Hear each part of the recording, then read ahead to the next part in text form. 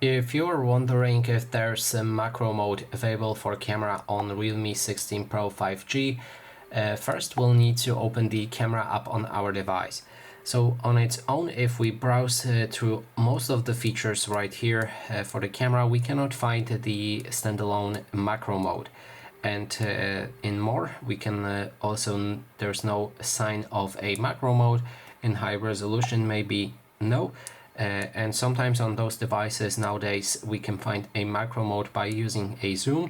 So if we try to zoom in, it doesn't pop the macro mode, even if we try to use it on some surface, it doesn't pop the macro mode.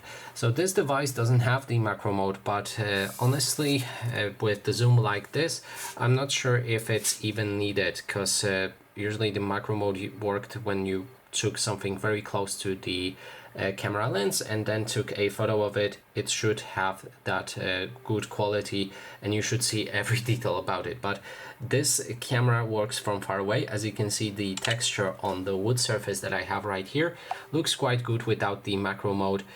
Even with the AI telescope, it will make it sharper. You can always disable it if you like, but this phone doesn't have the macro mode. Instead, you can just use the zoom.